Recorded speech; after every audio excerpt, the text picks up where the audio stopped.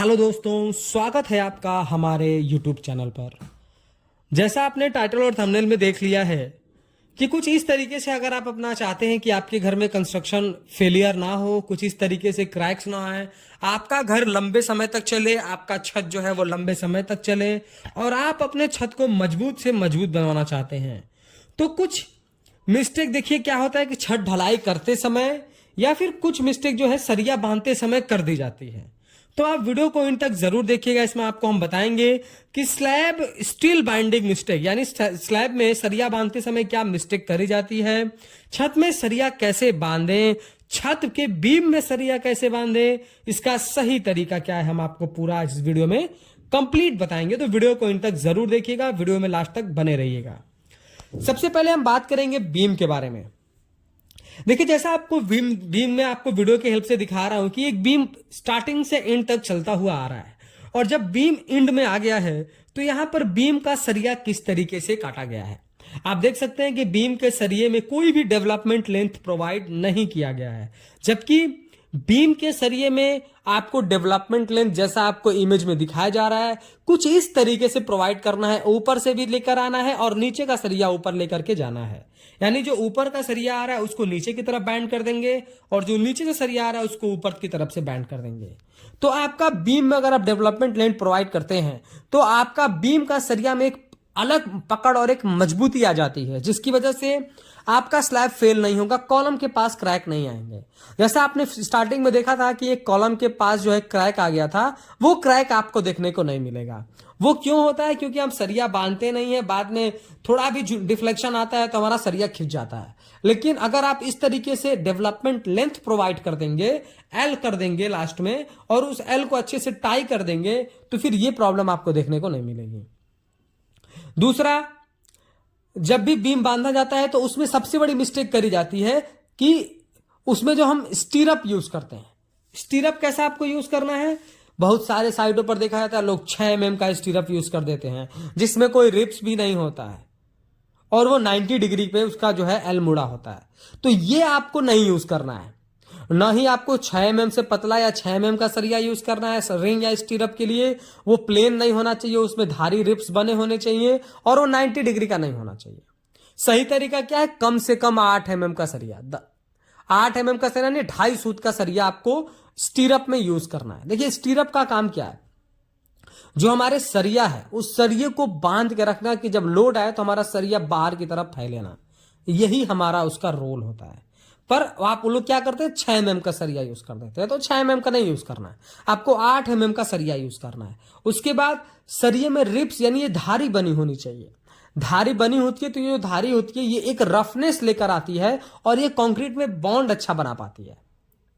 और यही रफनेस नहीं होता है, बिल्कुल प्लेन होता है तो वो सिर्फ कंक्रीट से चिपका होता है, वो आराम से उससे बॉन्ड नहीं बनाता है।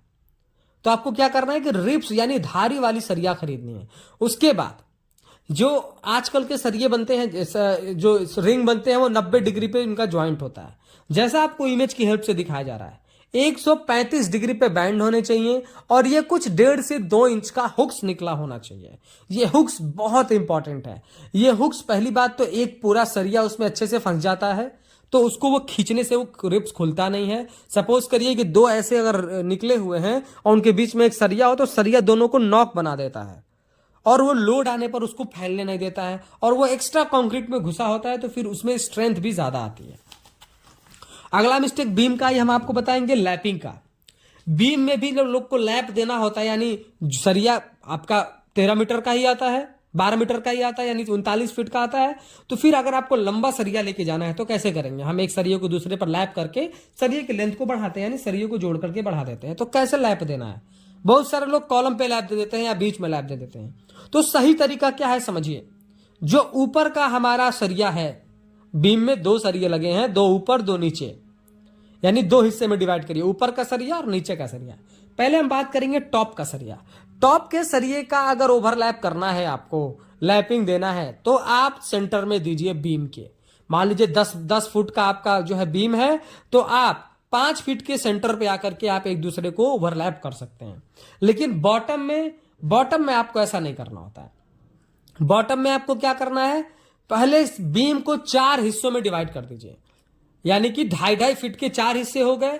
उसके बाद जो कॉलम के पास का पहला 2.5 फीट है उसमें आगे से 1 फीट छोड़ करके, जैसा आपको मैं इमेज की हेल्प से दिखा रहा हूं, यानी बिल्कुल कॉलम के पास भी नहीं और L/4 से आगे भी नहीं, यानी 4 हिस्से में डिवाइड किया जो भी उसकी लेंथ थी, और जो लेंथ L1 पार्ट है जो कॉलम के बिल्कुल पास है उसमें भी पीछे का हिस्सा, कॉलम की तरफ का हिस्सा नहीं। इस तरीके से मान लीजिए 10 फीट का कॉलम था, 10 फीट का बीम था, हमने 4 हिस्से में डिवाइड किया 2.5 फीट का। उसके बाद पहला जो 2.5 फीट है उसमें आगे से 1 फीट छोड़ करके जो 1.5 फीट का हिस्सा उसमें आप ओवरलैप कर दीजिए। वो आपके लैपिंग के लिए लैपिंग जोन एक बढ़िया है, कॉलम से थोड़ा दूर। वहीं पर कॉलम में क्रैंक और बेंट अप बार भी जो है बीम में दिया जाता है। अभी हम बीम की बात करें तो बीम का मैंने आपको स्टीरअप बताया, डेवलपमेंट लेंथ के बारे में बताया, लैपिंग जोन बताया, लेकिन आपको क्रैंक और बेंट अप बार भी देना होता है। आप L/4 कर लीजिए। L/4 करने के बाद पहला L1 और L4 दोनों ऊपर से आएगा और L2 L3 बिल्कुल नीचे रहेगा, जैसा आपको इमेज की हेल्प से समझाया जा रहा है। तो इस तरीके से आपको उसमें देना है। अब बात करते हैं सरिये में। देखिए सरिया में भी आपको जो स्लैब के सरिये में क्या करना होता है कि आपको मेन और डिस्ट्रीब्यूशन बार 2 देखना होता है। मेन बार हमेशा शॉर्टर स्पान है, मेन बार हमेशा नीचे रहता है, और जो डिस्ट्रीब्यूशन बार है वो लॉन्गर स्पान यानी कि जो लंबी वाली दूरी है वो ऊपर रहता है। हमेशा जो क्रैंक देना होता है वो मेन सरिया में देना होता है, मेन बार में देना होता है। मेन बार में हमको क्रैंक बार देना होता है। क्रैंक बार कैसे डिसाइड करते हैं? 1 वे और 2 वे स्लैब के अकॉर्डिंग। 1 वे 2 वे स्लैब क्या होता है ये मैं इस पर ढेर सारी वीडियोस बना चुका हूं, आप हमारे चैनल पर सर्च कर लेंगे तो आपको इजीली मिल जाएगा 1 वे 2 वे स्लैब क्या होता है। उसके अकॉर्डिंग हमको किधर दोनों तरफ क्रैंक देना या एक तरफ क्रैंक देना ये डिसाइड हो जाता है। हाँ, उसके बाद क्या करना है आपको कि क्रैंक जो देना होता है वो L/4 देना होता है। सेम फार्मूला, 12 फीट की आपकी लेंथ है, आपको क्रैंक देना है तो 3 फीट का क्रैंक उठेगा दोनों साइड पे। इस तरीके से आपको क्रैंक देना होता है। क्रैंक जो है आपका कम से कम 45 डिग्री पे बैंड होना चाहिए। वो 0.42 डिग्री उसकी लेंथ, 0.42 डी मतलब कि डायमीटर ऑफ स्टील। 10 mm का ले रहे हैं तो 10 से गुणा कर देंगे, 12 mm का ले रहे हैं तो 12 से गुणा कर देंगे, तो उसकी उतनी लेंथ होनी चाहिए। वो मैं विस्तार से फिर किसी नेक्स्ट वीडियो में बताऊंगा। तो क्रैंक आपको L/4 के हिसाब से निकालना है, और उसके बाद 2 क्रैंक बार के बीच में जो जगह बचती है वहां पे आप टॉप एक्स्ट्रा बार आप चाहें तो दे सकते हैं, तो काफी इजीली अच्छा हो जाता है। और प्रिकॉशन के तौर पे देखें तो आपको क्या करना है, छत ढलाई करते मान लीजिए आपने सरिया अच्छा बांध दिया, बीम का सरिया बांध दिया, लेकिन शटरिंग करते समय दो शटरिंग की प्लाई रखी जाती है, उसके बीच में एक पतली सी गैप होती है, तो उस गैप पे आपको टेप लगा देना। अगर आप टेप नहीं लगाएंगे, सरिया बांध दिया, ढलाई करना स्टार्ट कर देंगे, तो कंक्रीट का पानी उस पतले रास्ते से निकलने लगता है। तो जो कंक्रीट का पानी होता है वो एक्चुअली सीमेंट की स्लरी होती है, उसमें सीमेंट मिक्स होता है। सीमेंट नीचे गिर जाएगा, कंक्रीट में सीमेंट की कमी हो जाएगी, तो फिर क्या होगा कि आपका जो स्लैब है वो कमजोर हो जाएगा। तो अगर आप टेप लगा दिए होंगे जैसा आपको वीडियो में दिख रहा है तो वहां से पानी लीक नहीं करेगा।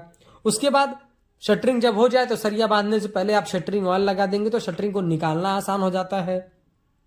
आपको वाइब्रेटर यूज करना है एज यूजुअल। मैं जैसे आपको हर वीडियो में बताता हूं कि जब भी आपको आरसीसी की ढलाई करें, जो कोई भी आप आरसीसी काम कर रहे हैं, beam, column, slab, footing, foundation, कुछ भी, तो उसमें आपको वाइब्रेटर यूज करना है कंक्रीट को स्प्रेड और कॉम्पैक्ट करने के लिए।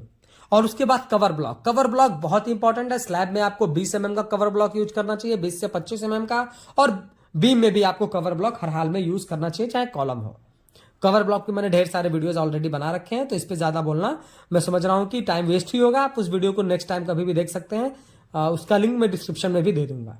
तो वीडियो पसंद आया हो तो प्लीज वीडियो को लाइक कर दें, और अगर चैनल पर नए हैं, कंस्ट्रक्शन से रिलेटेड ऐसे ही इन्फॉर्मेटिव वीडियोज इन फ्यूचर देखना चाहते हैं, तो प्लीज चैनल को सब्सक्राइब करके बेल नोटिफिकेशन को ऑल पर प्रेस कर दें। Thank you.